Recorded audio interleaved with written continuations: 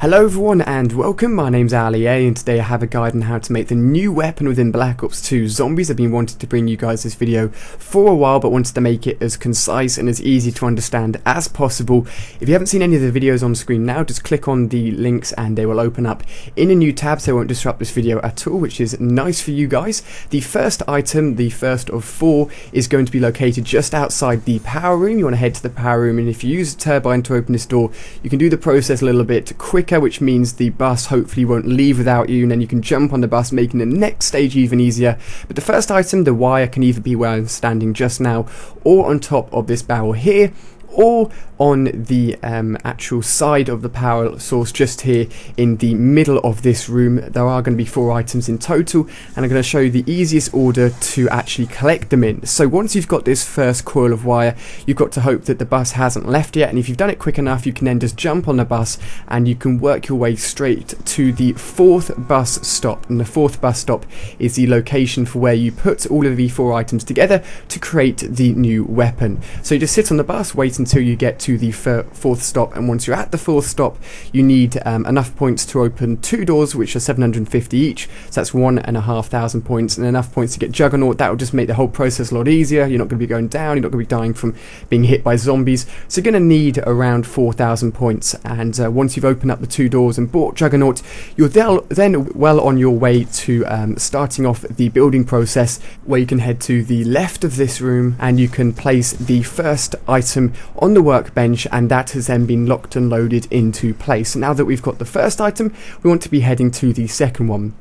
Hoping that again the bus hasn't left us, what we're going to do is jump back on the bus. We're going to let the bus go all the way back to the first location where we start off on the map.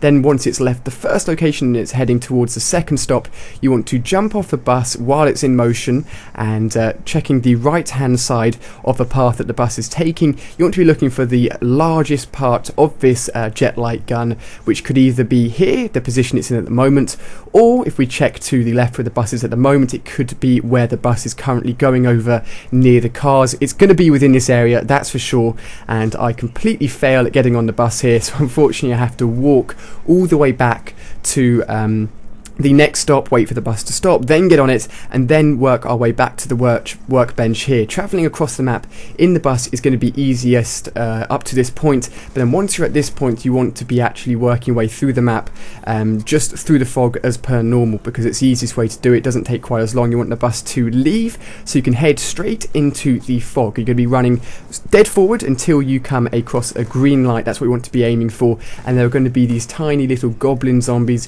When you hear them jumping at the ground, you want to turn around and shoot them as they're jumping in the air. They don't have very much health, but if they do land on you, just spam the knife button and you will eventually kill them. This will be a lot easier if you have the Galva Knuckles or the Bowie Knife Galva Knuckles, making it a 1 or 2 hit kill on these little minions, which can make it a lot easier to kill them. But once you see that green light, you are almost at the 3rd location. You then want to turn straight left at this light and work your way deeper within to the woods, and you're going to come straight across a hut, and this hut is going to be the location for the 3rd of the 4 parts, so we're there already, nice and easy to find.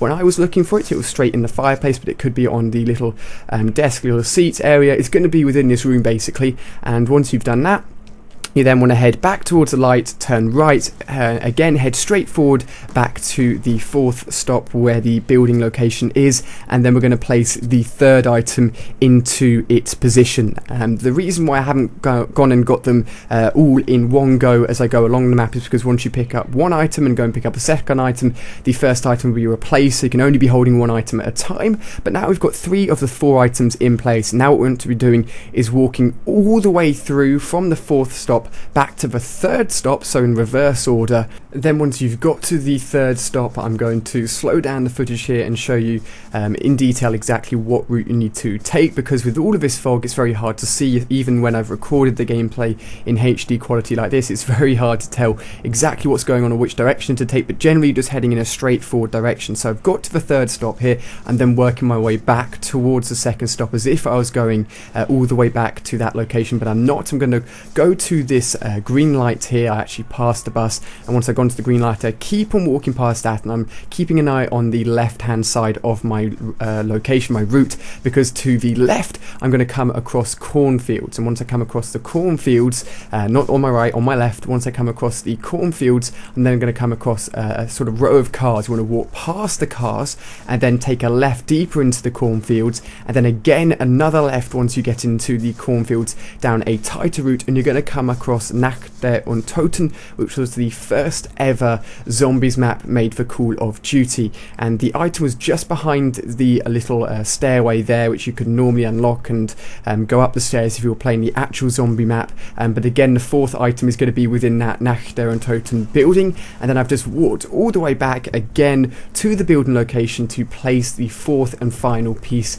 on the workbench to make the brand new jet gun. Now it's time to explain how this thing works. It sucks the zombies in and essentially just destroys the zombies. You don't get any points for using this, and it can overheat. I'm going to explain how the bar works here. If we zoom in and have a look at it, we can actually see that it's overheating and the gauge is going up and up and up, and once it gets into the red, once it gets to the end of the red, it's just going to combust and the pieces are going to drop on the floor. You have to re-pick up the pieces, place them back into the workbench and build them again. The pieces are just going to drop around your feet, so as long as you're near the workbench it isn't too bad, but if you're away from the workbench it's a big pain. So what to be doing is actually using this new jet gun up until the point where the gauge just hits the red. Then you want to stop, switch it out to a different weapon, leave it alone for a round or so, then pull it back out again and use it again. So it's something that is useful because it's is essentially a third weapon, but it overheats very quickly and you don't get any points for using it. But hopefully this guide has really helped you guys. A lot of footage was cut down for you guys to make it as simple as possible. If you're still a little bit confused, let me know. The locations 1, 2, 3 and 4 have been said in order in which a bus goes, starting from 1 to 4, if that helps you guys at all. But I'm sure you are having fun playing Black Ops 2. Let me know what you think of zombies, what you think of multiplayer, and what you think of the campaign. Hopefully you've been keeping up to date with my campaign walkthrough as well. But cheers for watching guys, hit that like button if this video has been helpful, and I'll see you on one of my next videos.